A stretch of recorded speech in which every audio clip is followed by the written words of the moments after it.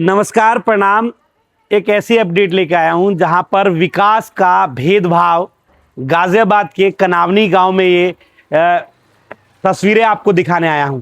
मेरे पीछे आप देख सकते हैं, ये गाजियाबाद का कनावनी गांव जो है, इसकी विधानसभा जो है वो नवेड़ा लगती है और आप बड़े बड़े अक्षरों में देख सकते हैं सांसद डॉक्टर महेश शर्मा जी द्वारा इस खड़ंजे का 85 मीटर का ये उद्घाटन कराया गया है। आप देखिए, भेदभाव मैं किस लिए बोल रहा हूं। विकास कार्य जरूरी है, काम हुए हैं। आप मेरे पीछे की तस्वीरें देख सकते हैं, यहां पर सब रोड बनाए गए, नाले बनाए गए। अब ये तस्वीर देखिए, ये मैं आपको दिखाने का इसलिए प्रयास कर रहा हूं। ये 4 नंबर गली है, ये जस्ट हमारी 3 नंबर गली के बराबर वाली ये गली है। ये दोबारा इसका निर्माण किया गया है, जहां पर ये 8.6 लाख रुपए की लागत से इस 85 मीटर का निर्माण किया गया है। ये सवाल मैं अपने विधायक श्री पंकज जी से पूछना चाह रहा हूं, जिनके बड़े बड़े अक्षरों में ये नाम लिखा हुआ है, श्री पंकज सिंह जी महोदय, विधायक विधानसभा क्षेत्र नवेड़ा।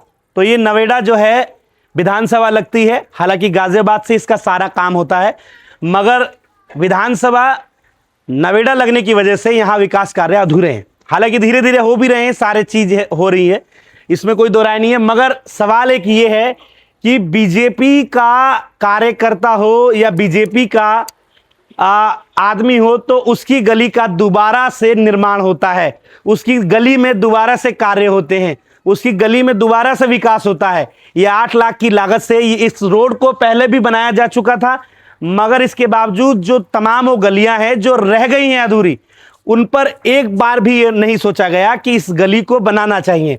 मगर ये इस गली में कितने बीजेपी कार्यकर्ता रहते हैं या बीजेपी मंडल के कई कार्यकर्ता रहते हैं, इस कारण इस गली को दोबारा से पास कर दिया गया। क्योंकि अब मैं ये नहीं, इस शब्द का इस्तेमाल तो नहीं कहूंगा कि वो चमचे हैं, मगर इस सवाल का जवाब मैं केवल अपने जो सांसद है, हमारे जो सांसद लगते हैं महेश शर्मा जी, डॉक्टर महेश शर्मा जी से, और जो विधायक हैं पंकज सिंह जी से, मैं उनसे ये पूछना चाहता हूं, क्या ये विकास कार्य केवल बीजेपी कार्यकर्ताओं के लिए है या केवल आम आदमी के लिए भी ये लागू होता है।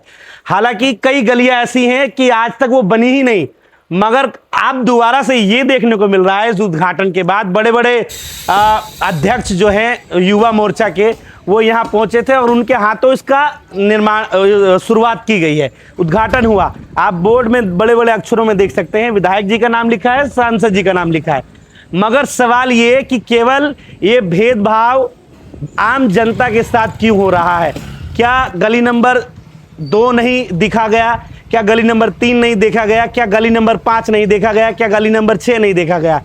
ऐसे में सवाल ये उठता है कि ऐसे कार्यकर्ता जो केवल अपनी गली का विकास करने के लिए यहाँ खड़े रहते हैं और लगातार लोगों की चापलूसी करते हैं। हालांकि इसमें कोई फर्क नहीं पड़ता कि कितने लाख वोटों से विधायक पंकज सिंह जीतते हैं हर बार, मगर यहाँ पर जो 3 से 4 हजार वोट हैं, मैं मानता हूं कि इससे कोई फर्क नहीं पड़ता है। मगर सवाल ये कि आखिर भेदभाव क्यों? क्या विधायक जी को ऐसी गली नहीं दिखी गई कि जहां पर आम जनता रहती है? मैं ये नहीं कह रहा हूं कि गली नंबर 3 में मेरा निवास है, मेरी गली बना दीजिए, मगर आप दूसरी गली भी तो बना सकते थे।